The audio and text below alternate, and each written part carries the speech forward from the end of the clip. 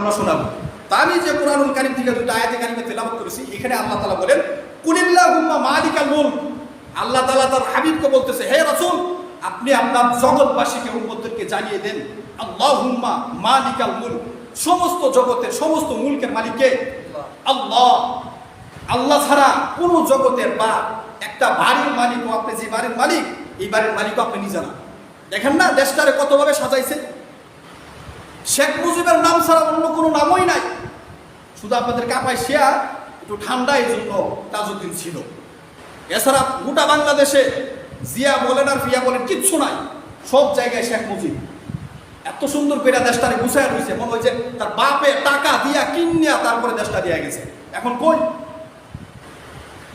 আমাদের আলেম আল্লামা মামুনুল হক দামাত বারকাতুহুম বিনয়ের সহিত বলছিলেন হাসিনারে, আপনি যদি আপনার বাবার ভালো চান, আমরা আপনার বাবার ভালো চাই, কারণ আপনার বাবার অধীনে আপনার বাবা সেই সংগ্রামের কারণে আরো সাথে অন্যরা ছিল, কিন্তু ওনার বাবার যদি বেশি অবদান আমরা যেটা মনে করি, ইতিহাস যেটা প্রচার করে দিছে, মাইনা নিলাম আপনার বাবার অনেক অবদান, সেই অবদানের কারণে আমরা একটা স্বাধীন দেশ পাইছি। আমরা সবাই আপনার বাবার জন্য দোয়া করি, উনি যেন কবরে ভালো থাকেন। এই জন্য আমরা চাই যেই সমস্ত জায়গায় আপনার বাবার মূর্তি ভাস্কর্য তৈরি করছেন, এগুলা ইসলাম সমর্থন করে না, আল্লাহ কোরআন সমর্থন করে না, এগুলার আপনারা নামায়া ফেলান।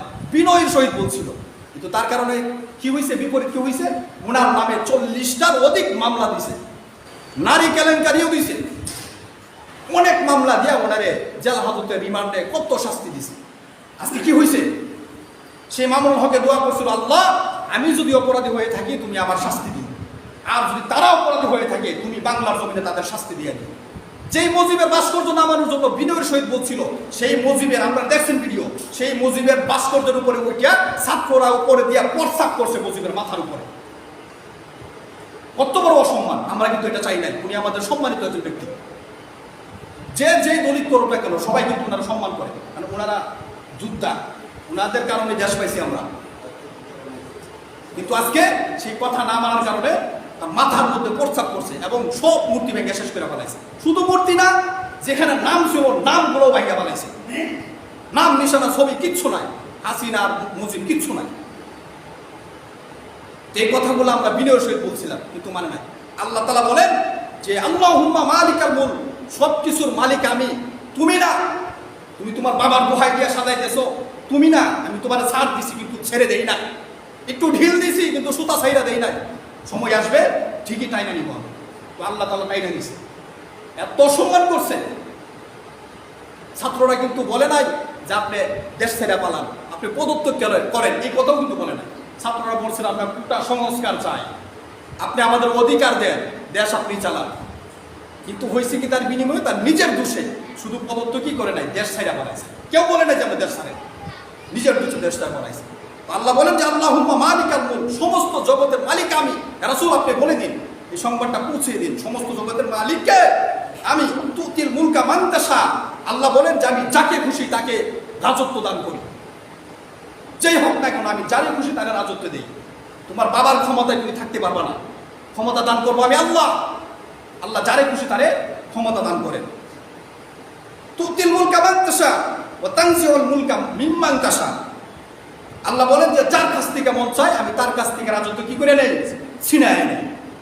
যখন সময় আসবে সকলে মিল্লা যতই স্লোগান দেখ, যতই রাজপথে স্লোগান দেখ যে ছাত্রলীগের 100 ডাইরেক্ট 100 পাঁচাদের ঢুকাই দেবে। যখন আল্লাহর সময় আসবে, আল্লাহ বলেন যে আমি যার কাছ থেকে খুশি তার কাছ থেকে আমি রাজত্ব ছিনায় নেই। তোমার বাবাও তোমার ধরে রাখতে পারবে না, কেউ তোমার রাখতে পারবে না ক্ষমতায়। আল্লাহ তাআলা ছিনায় নেবেন। সময় আসছে, আল্লাহ তাআলা কি করছেন, ছিনায় নিছে। এজন্য এগুলো মনে রাখা দরকার, যেগুলো আমার না। বাহাদুরি বেশি থাকবে না, বহুত কষ্ট দিছে মানুষদের। আপনারা শুনছেন, আমি তো এতদিন শুনি নাই, একটু একটু শুনতাম। তো এখন এই ফেসিবাদী সরকারের পতনের পর আমরা জানতে পারছি আয়নাঘর, দেখছেন কিনা, কি ভয়ঙ্কর। আল্লাহু আকবার, কি ভয়ঙ্কর। যারা ছাড়া পাইছে সে আয়নাঘর থেকে তারা বর্ণনা দিতেছে, কত বছর তারা এই আলো দেখে নাই, সূর্যের আলো দেখে নাই, আজানের শব্দটুকু শুনে নাই, চোখের মধ্যে বন্দি করে তো লাগছে, আবার চোখ বান্ধা রাখতো।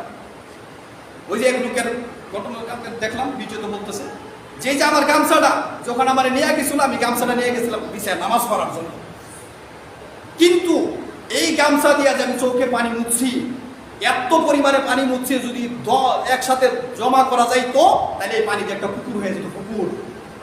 এত পরিমাণ মুসলমানদেরকে কাঁদাইছে এই আয়নাঘরের মধ্যে। আর কত মানুষ যে মারা গেছে, খুন আর ঘুম করা হয়েছে। এই ক্ষমতা কতদিন? এই ক্ষমতা আছে এখন? নাই। এই ক্ষমতা চিরস্থায়ী না। অতএব আমাদেরকে স্মরণ রাখতে হবে যে ক্ষমতার মালিক আল্লাহ, দিবেনও আল্লাহ, ছিনায় নিবেনও আল্লাহ।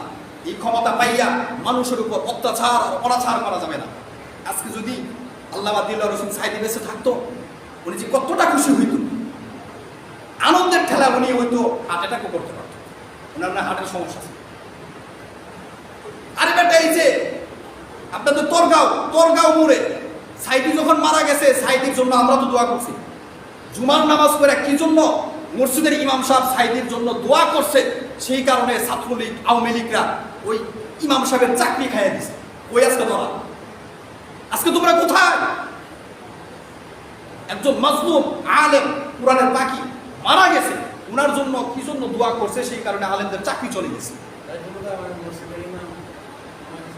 লাঞ্ছনা কইরা, লাঞ্ছিত কইরা চাকরি থেকে বহিষ্কার করে দিয়েছে। আজকে কোথায় তোমরা?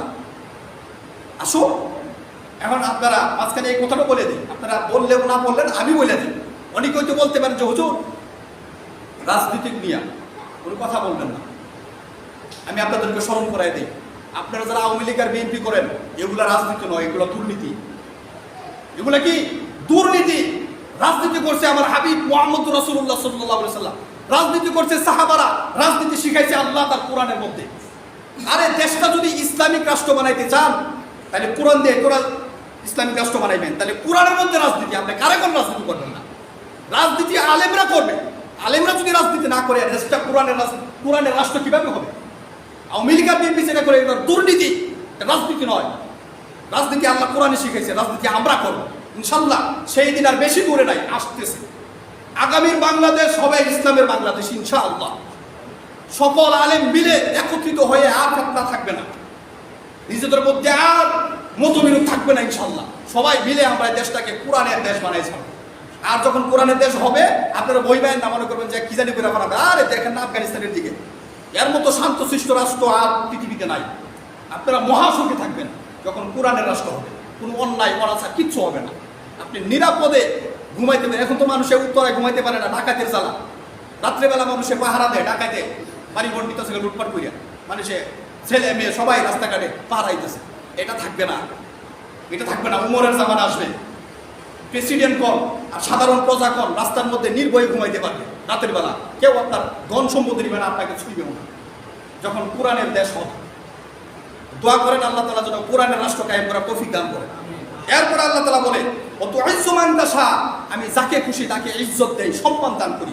অতু জিল্লু মান তাশা, আর যারে খুশি তারে কি করি? অসম্মান করি, লাঞ্ছনা করি, তারে বঞ্চিত করে দেই। এই পাওয়ার কার কাছে আছে? আল্লাহর কাছে। বিয়াদিকাল খাইর, আল্লাহ তাআলা বলেন সবকিছু কল্যাণের মালিক কে? আল্লাহ। সব কল্যাণ হলো আল্লাহ তাআলার হাতে। এরপর আল্লাহ তাআলা বলেন ইন্নাকা আলা কুল্লি শাইইন কাদির, নিশ্চয়ই আল্লাহ তাআলা সমস্ত বিষয়ের উপর কি? সক্ষম, শক্তিশালী। আল্লাহ তাআলা আমাদের সবার উপর শক্তিশালী, আল্লাহর উপর ছাড় দেওয়া যাবে না। কেমন আল্লাহ?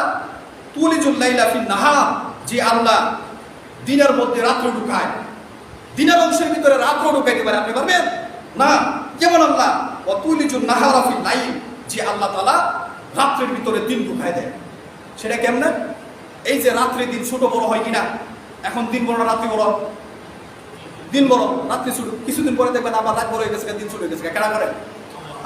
আল্লাহ বলেন যে আমি দিনের কিছু অংশের মধ্যে রাত্রি ঢুকাই দেই, আবার রাত্রির অংশের মধ্যে আমি দিন ঢুকাই দিই। এটা আমি আল্লাহ পারি, তুমি কি পারো?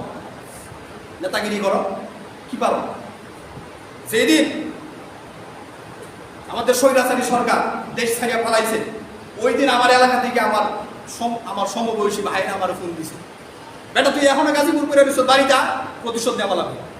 আমারও প্রতিশোধ আছে, হয়তো একটু বলছিলাম। আমি ঈদের সময় বাড়িতে বেড়াইতে গেছি, ঈদের ছুটিতে বাড়িতে গেছি বেড়াইতে, সকলে তার মা বাবার কুলে বেড়াইতে গেছে বাবার সাথে ঈদ করবে। তো আমি ঈদের সময় আমার নিজের বাড়িতে আমি থাকতে পারি নাই, শুধু ছাত্রলীগের জ্বালায় তারা প্রতিদিন প্রতি রাত্রে আমার বাড়িতে পুলিশ পাঠাইছে।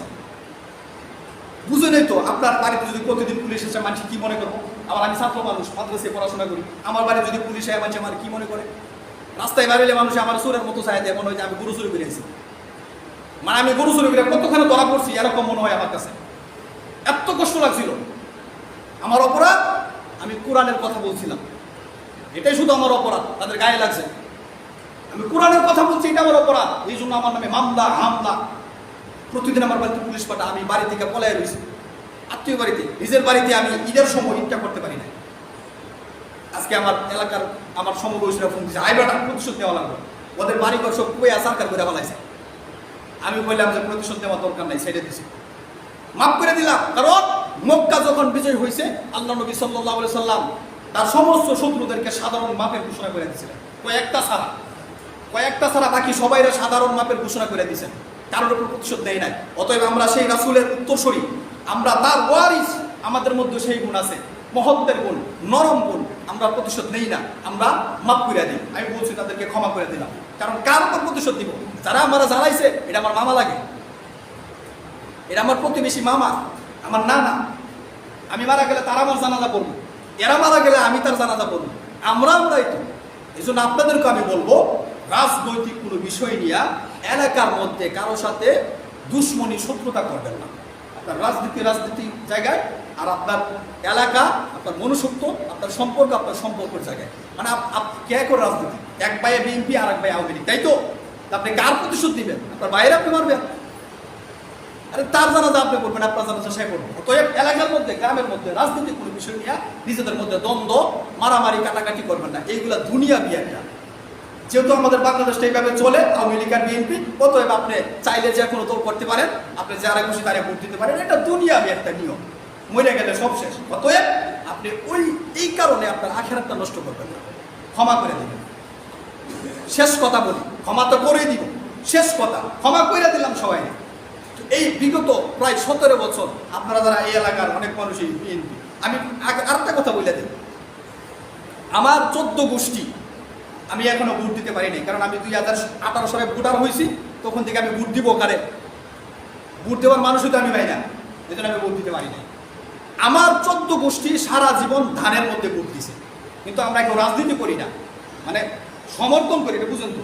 আপনারা তো সবাই রাজনীতি করেন না, কিন্তু আমি ভোট না দিলে ভাস করবো কেটা? সরকার মানে চাইলে তো ভোট দেওয়া লাগবে। এই জন্য নাগরিক হিসাবে আমার 14 গোষ্ঠী ধানের মধ্যে ভোট দিছে, কেউ আওয়ামী লীগ করে নাই, ধানের মধ্যে ভোট দিচ্ছে। অতএব তারা বিএনপি করেন, আমার শত্রু ভাববেন না, আমরা ধানেই ভোট দিই। হ্যাঁ, কিন্তু আপনি যেই করেন না এখন, আমি বারবার একটা কথা বলি, কারো চেহারার দিকে তাকাইয়া আপনার পক্ষে কথা বলার সময় আমার নাই। আমি বলবো কোরআনের কথা। আপনি ন্যায়ের প্রতি, ইনসাফের প্রতি থাকবেন, আপনার পক্ষে আমার কথা যাবে। আপনি অন্যায়ের পক্ষে যাবেন, আমার কথা আপনার বিপক্ষে চলে যাবে। আপনি করেন আওয়ামী লীগ আর বিএনপি। অতএব সামনে যারা ক্ষমতায় আসতে চাইতেছেন, তাদের ওই কথাগুলো মনে রাখার দরকার। ক্ষমতা চিরস্থায়ী না। আমার মনে হয় না যে এই 17 বছর কোন সরকার, মানে যখন থেকে দেশ স্বাধীন হয়েছে এই পর্যন্ত 17 বছর কেউ নিজের ক্ষমতায়, নিজে ইচ্ছা কইরা মানুষদেরকে মাইরা ধইরা 17 বছর কেউ ক্ষমতায় রয়েছে, এরকম কেউ নাই। তাহলে সবচেয়ে বেশি যে ব্যক্তিটা রয়েছে, এরই তো সব শেষ হয়ে গেছে। আপনারা কয় বছর থাকবেন? 5 বছর। অতএব এগুলো মনে রাখবেন, ক্ষমতা পাইয়া মানুষদেরকে অত্যাচার করবেন না, মানুষের উপর দাঙ্গা হাঙ্গা করবেন না। তো শেষ কথা যেটা বলতে চাইছিলাম, ক্ষমা তো করে দিলাম, এটা আমাদের মহত্ব, আমাদের গুণ, আমরা সাধারণ ক্ষমা করে দিলাম। কিন্তু এই বিগত 17 বছর বিএনপি যারা আসছিল, তারা ক্ষমতায় কেন আসতে পারেন নাই? তারা রাজপথে নাইমা নিজের বাক শক্তি দিয়া নিজের অধিকার কেন চাইতে পারেন নাই? নিজে কেন কথা বলতে পারেন নাই কেন? কারণ আপনাদেরকে ওই পরিস্থিতি রাখে নাই, আপনাদেরকে ওইভাবে রাখে নাই, ঘমায়া রাখছে, মামলা দিয়া, হামলা দিয়া, যারে পাইছে বড় বড় নেতাগুলোর মাইরা ফেলাইছে, ছোটগুলোর নামে মামলা, মানে এইভাবে আপনাদেরকে রাখছে। আপনারা কি করছেন? ভয়ে আসতে পারেন রাজপথে। এখন রাজপথে আসছেন, যখন গেছে গা আসি না, এখন রাজপথে আসছে। তো এই জন্য আপনাদেরকে বললা রাখবো, মাপ তো কইরা দিলাম, কিন্তু সবাই যদি এভাবে মাপ করে দেন, যা আওয়ামী লীগকে মাপ করে দিলাম, তাইলে তারা আবারও আসবে দখল করার জন্য। আপনাদেরকে যে অবস্থা করছে, সত্য কথা বলতেছে, আপনাদেরকে যে অবস্থা করছে, আপনারাও যদি তাদেরকে একটু এই অবস্থা করেন, তাহলে তারাও ভয়ে আর আসতে পারবে না। আপনাদের সাথে মিলাম, আপনারা কেন আসতে পারছেন না? ভয়ে আসতে পারছেন না, গেলেই মাইরা বলাই। তো কিন্তু কিছু প্রতিশোধ নিতে হয়, কিছু প্রতিশোধ না নিলে তারা বলবে যে মাফ করে দিছে, আবার যাই রাস্তায়, লো শপথ কর, আবার যাবো রাস্তায়। এজন্য কিছু ভয় হইলেও দেখাইতে হয়, কিছু প্রতিশোধ নিতে হয়, যাতে ভয়ে ওরা আসতে না পারে। ঠিক আছে না ইনশাল্লাহ? তো কথা শেষ।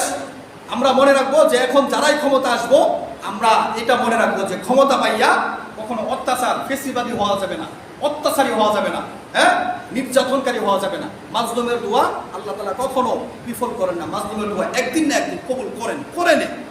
মাজলুমের দোয়া আল্লাহ তাআলা কবুল করে নেন। এই জন্য মানুষকে কষ্ট দিবেন না, মাজলুম বানাবেন না, মানুষকে নিজে অত্যাচারী হবেন না। আল্লাহ তাআলা আমাদের সবাইকে ঈমান নিয়ে ন্যায়ের প্রতি, ইনসাফের প্রতি বেঁচে থাকার তৌফিক দান করুন। আমিন। ওয়া আখিরু দাওয়ানা আলহামদুলিল্লাহি রাব্বিল আলামিন।